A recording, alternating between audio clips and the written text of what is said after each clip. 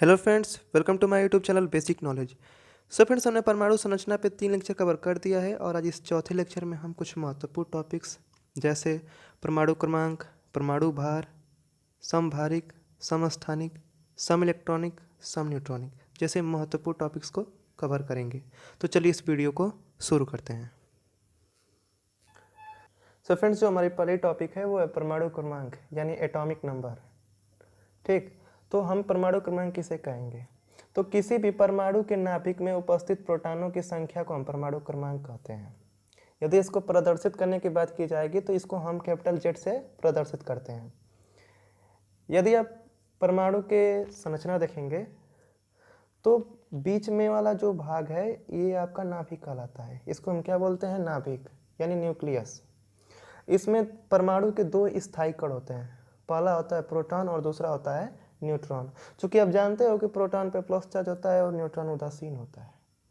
और ये आपको जो नाभिक के चारों तरफ जो खाली स्थान दिखाई दे रहा है इसमें इलेक्ट्रॉन एक वृत्तीय पथ के चक्कर लगाते हैं। ठीक, तो कहने का मतलब है कि प्रोटॉनों की संख्या यानी इस नाभिक में जितने प्रोटॉन होंगे वही तत्व का क्या कहलाएगा? क्रमांक। सपोज डैट कि इस नाभिक में, इस परमाणु के नाभिक में 6 प्रोटॉन है। ठीक, 6 प्रोटॉन है तो यानी 6 प्रोटॉन है तो 6 क्रमांक भी होगा। तो क्रमांक क्या होगा? 6, यानी परमाणु क्रमांक 6। तो 6 परमाणु क्रमांक वाला तत्व कौन होता है? कार्बन। ठीक, कार्बन का परमाणु क्रमांक कितना होता है? 6। ठीक, एक बार और आप नोटिस करिएगा कि जो परमाणु क्रमांक होता है वह तत्व के बॉटम यानी नीचे लिखा जाता है और परमाणु भार को हम इसके टॉप पर लिखते हैं। यानी इसका अगर भार की बात की जाएगी तो इसका भार कितना होगा? इसका 2 गुना 12। तो हम परमाणु क्रमांक के तत्व के नीचे लिखते हैं और भार को तत्व के ऊपर। ठीक, ये बात आप गौर करिएगा। चलिए अब जानते हैं कि परमाणु भार क्या होता है। सो फ्रेंड्स, परमाणु भार या द्रव्यमान। ठीक, परमाणु भार को हम एटॉमिक वेट या मास बोलते हैं। तो किसी भी परमाणु के नाभिक में उपस्थित न्यूट्रॉनों और प्रोटॉनों की संख्या के योग को परमाणु भार बोलते हैं। यदि इसको प्रदर्शित करने की बात आएगी तो इसको हम कैपिटल ए से प्रदर्शित करते हैं। यानी हमारा डिफिनेशन का तात्पर्य है कि किसी भी परमाणु के नाभिक में उपस्थित न्यूट्रॉनों और प्रोटॉनों की संख्या के योग को, योग मतलब यदि हम प्रोटॉन और न्यूट्रॉन को जोड़ देंगे, उसका सम करेंगे तो जो सम आप पाएंगे वही उसका क्या होगा? एटॉमिक वेट यानी परमाणु भार या द्रव्यमान होगा। ठीक, इसका एक सूत्र होता है। क्या होता है? परमाणु द्रव्यमान बराबर प्रोटॉनों की संख्या प्लस न्यूट्रॉनों की संख्या। जो हमारा डेफिनेशन था सेम वही है, बस उसका रूप जो है छोटा कर दिया गया है।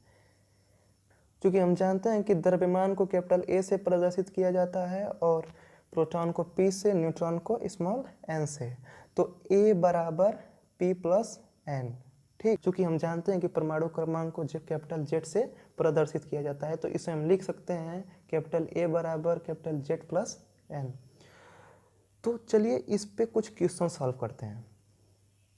सो फ्रेंड्स, क्वेश्चन है कि एक तत्व के परमाणु के नाभिक में, एक तत्व के परमाणु के नाभिक में प्रोटॉनों की संख्या 6 है और न्यूट्रॉनों की संख्या 8 है, तो तत्व का द्रव्यमान बताइए। तत्व का परमाणु द्रव्यमान बताइए। तो चलिए इसको सॉल्व करते हैं। तो इसमें दिया क्या है? इसमें हमें प्रोटॉनों की संख्या और न्यूट्रॉनों की संख्या दिया है। ठीक है, तो प्रोटॉनों की संख्या कितनी दिया है? 6 और न्यूट्रॉनों की 8। क्योंकि हम जानते हैं कि परमाणु द्रव्यमान बराबर होता है प्रोटॉनों की संख्या प्लस न्यूट्रॉनों की संख्या। तो ए बराबर क्या हो जाएगा? प्रोटॉन की संख्या 6 और न्यूट्रॉन की संख्या 8। 8 6 14। यानी अतः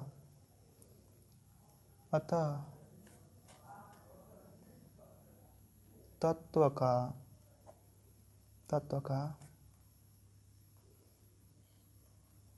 परमाणु द्रव्यमान बराबर 14। ठीक,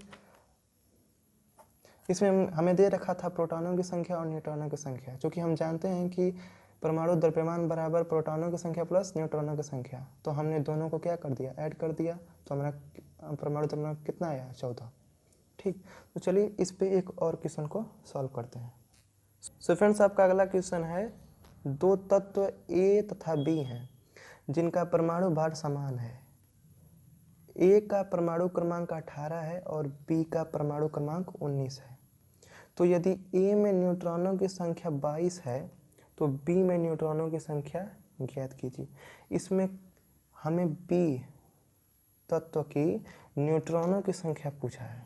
ठीक, तो हम करेंगे क्या, पहले हम ए में परमाणु क्रमांक दिया हुआ है 19, ठीक, और इसमें न्यूट्रॉनों की संख्या दे रखा है 22, तो पहले हम ए का द्रव्यमान ज्ञात करते हैं।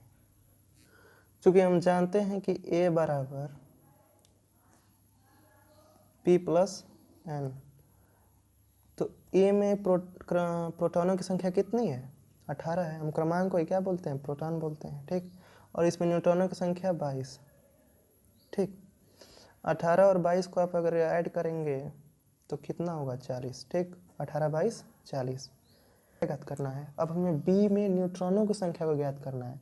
तो चूंकि हम जानते हैं कि ए बराबर P प्लस एन होता है, तो हम पक्षांतर करेंगे तो एन बराबर ए माइनस कितना हो जाएगा, P। चूँकि हम ज्ञात कर चुके हैं ए का मान, ए का मान कितना है, 40, और बी में प्रोटॉनों की संख्या कितनी है, 19। बी परमाणु में 19 प्रोटॉनों की क्या है, संख्या है। हम क्रमांक को क्या बोलते हैं, प्रोटॉन बोलते हैं। प्रोटॉनों की संख्या कितनी है, 19 है।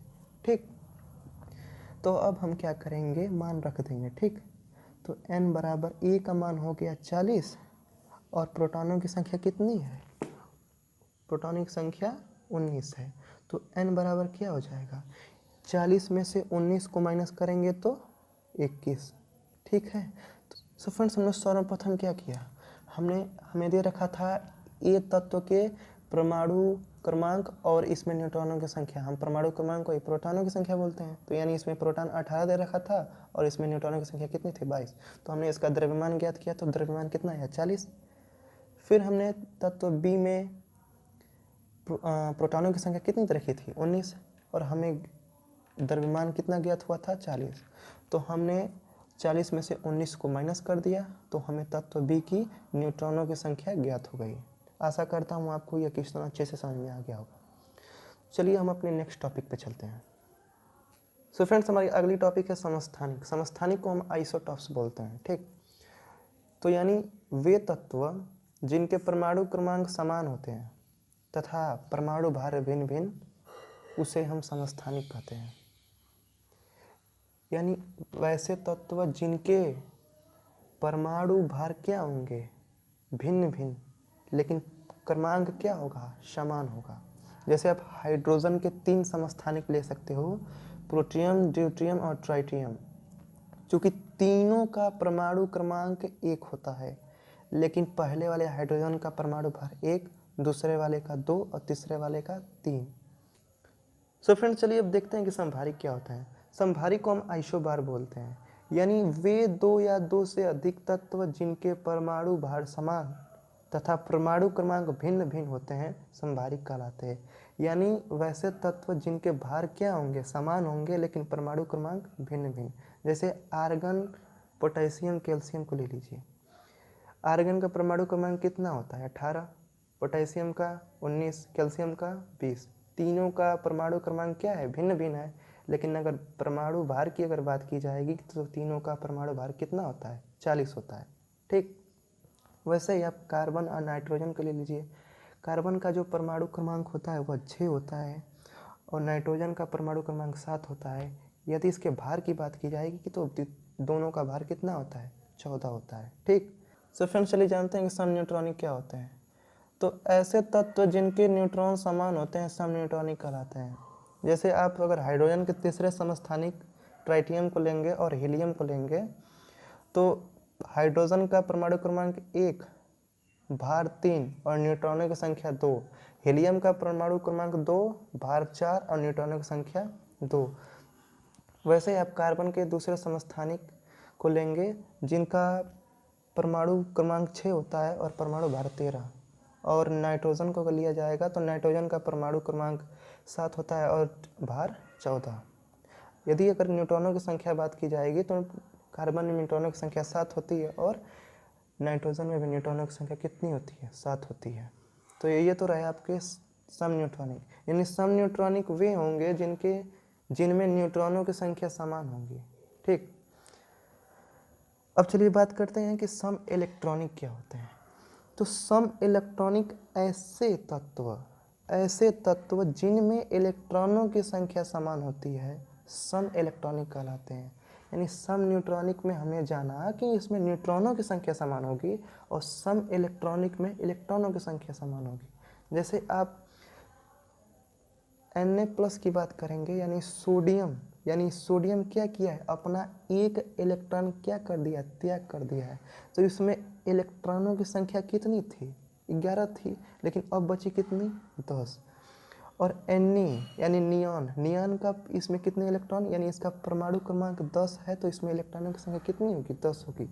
यानी दोनों में इलेक्ट्रॉनों की संख्या कितनी हुई? 10। तो ये क्या कहलाएंगे? सम इलेक्ट्रॉनिक। ठीक, आशा करता हूँ आपको ये वीडियो अच्छे से समझ में आया होगा। थैंक्स फॉर वॉचिंग, धन्यवाद। मिलते हैं नेक्स्ट वीडियो में।